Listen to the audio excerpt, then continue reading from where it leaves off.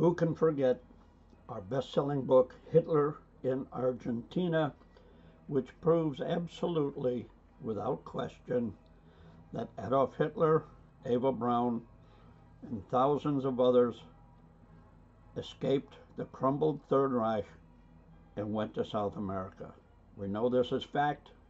This book is backed up with many FBI files. We've spoken to people who've seen him down there. One of our members was in his personal bodyguard down in Villa Langostura and San Carlos de Bariloche. But how was it easy to get tens of thousands of people into Argentina without creating a fuss? That question is answered succinctly and definitively in our second book in the Hitler Escape series, entitled Hitler and the Secret Alliance: How and Why Tens of Thousands of Germans, including Adolf Hitler and Eva Braun, were able and allowed to escape to Argentina after the war. That's pretty positive stuff.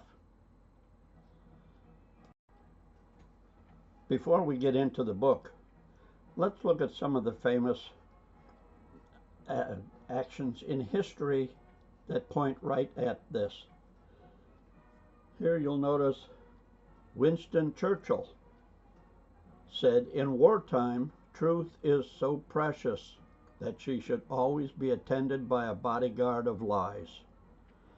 So when you dissect a government secret, it's like peeling back an onion one layer at a time.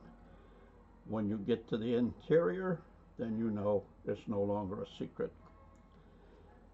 Secondly, in the closing passage of this book, the author, Michael Ivanheim, says, "Once we have ruled out all the possibilities to explain a mystery, whatever remains, however improbable, must be the truth."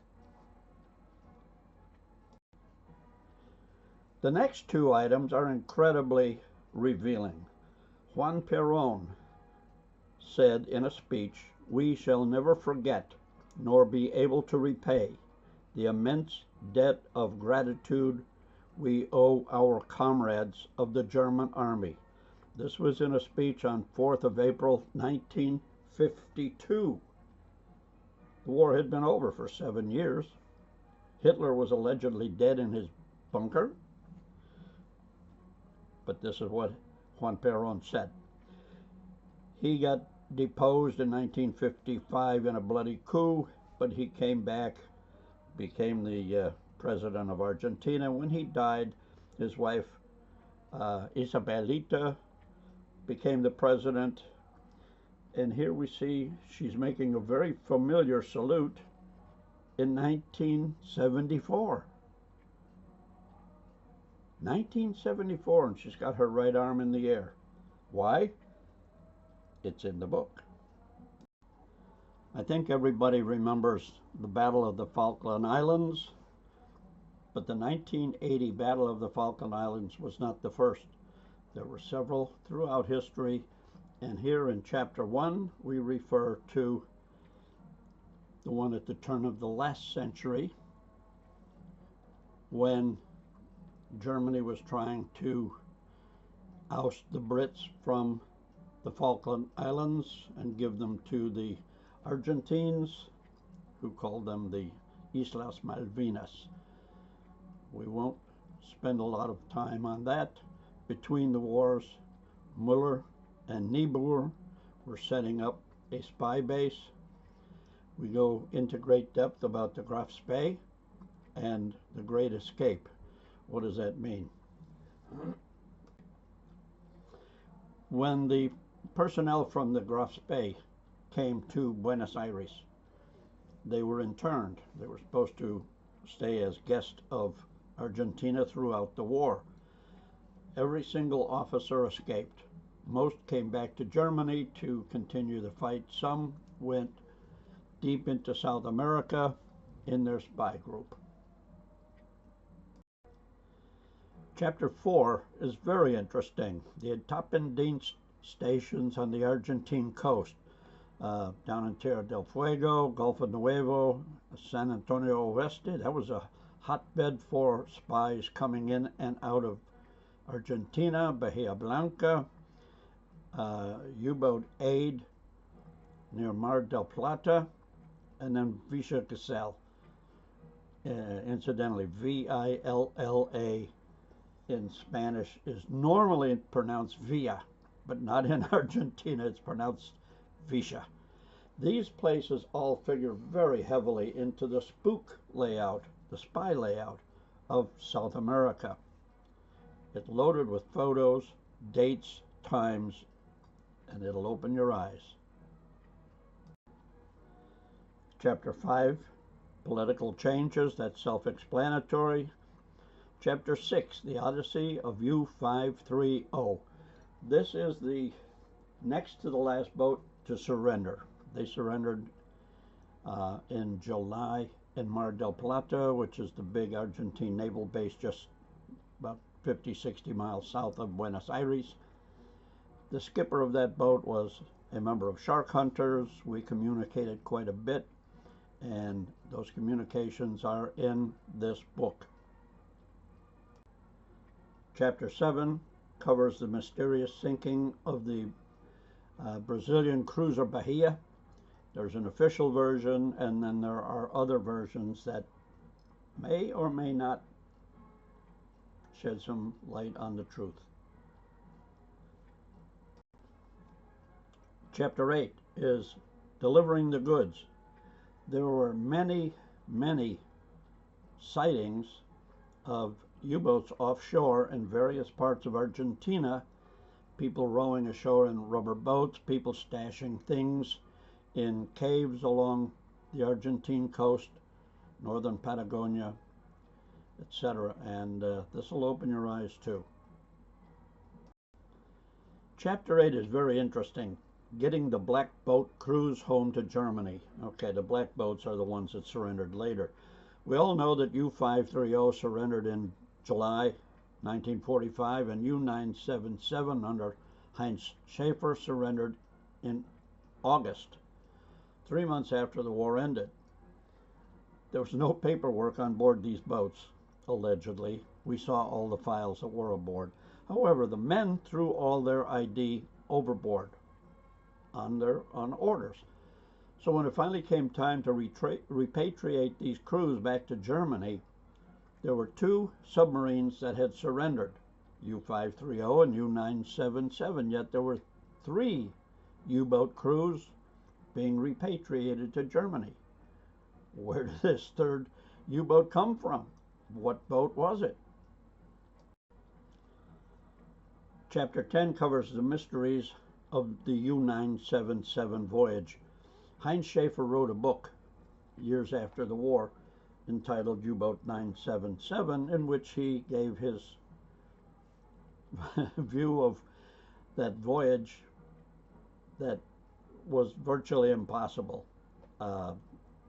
You'll see it in the book, and there's just no way he could have done everything that he claimed he did, and so we must wonder why. What was the underlying reason of the falsification? Chapter 11 is the Gulf of Nuevo incidents. 1958 is covered in there, and in 1960, and I clearly remember this because I was in the Air Force at the time, the Argentine Navy had trapped 2 submarines in a very small gulf, but they couldn't get them. So the U.S. Navy sent down some of the best anti-submarine people they had, along with the best depth charges, and they still couldn't get them. So inter-service rivalry, we were chuckling about it. And now years later, as I researched it, there were people on board those Argentine destroyers who made sketches of these submarines they couldn't catch when they were surfaced. And there's just absolutely no doubt these were Type 21 German U-boats. It's all there in Chapter 11. Chapter 12, Mysterious Post-War Sightings, goes deeper into the sightings in Gulf of Nuevo as well as Caleta de los Loros, where there's supposedly a Type 7 U-boat scuttled. Everybody knows where it is, but nobody's been able to find it, so there are theories on that. Under Section A, spook stuff from Feldwebel Schultz, that translates to Sergeant Schultz, and he was one of our SIG agents. SIG is short for Sharkhunters, Eagle Hunters intelligence group. And Feldwebel Schultz sends a lot of charts and intel, especially on a certain Dr. Grüne, which is the German word for green. And Clark McClellan also refers to Dr. Green working for NASA. Who was Dr. Green? The answer will surprise you. It's in the book.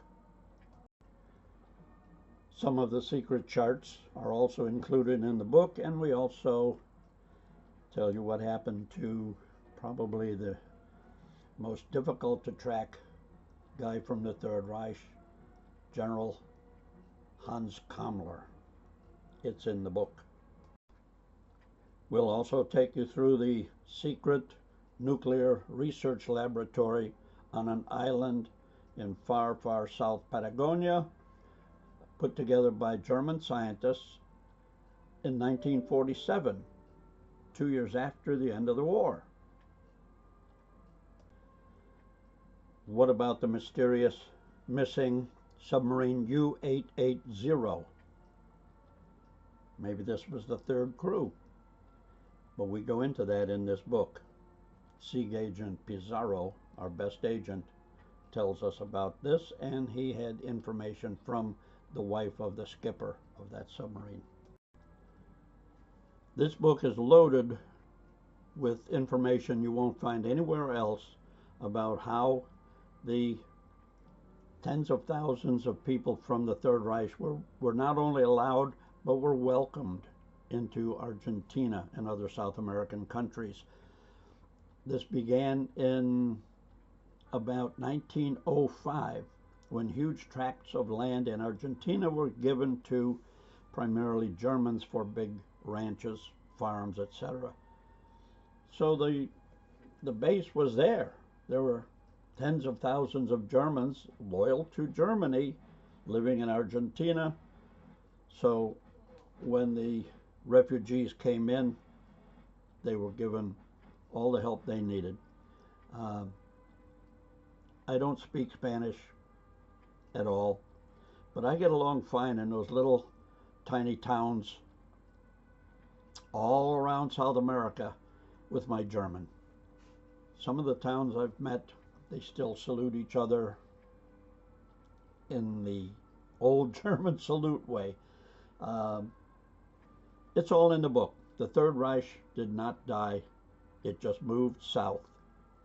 Order the book from us at www.sharkhunters.com. Select shop from the upper menu, then select books, and you can order right there. Or you can get them on Amazon. Getting them from us, they're $25 a piece, plus $8 shipping in the United States, $15 anywhere else. And for what it's worth, if they come directly from Sharkhunters, they're autographed, and I'm told that they're selling for 3 times as much as the purchase price on eBay. I don't know, I haven't looked. But anyhow, Sharkhunters at sharkhunters.com if you want to send us an email. www.sharkhunters.com to hit our website. Thanks, and have a great day.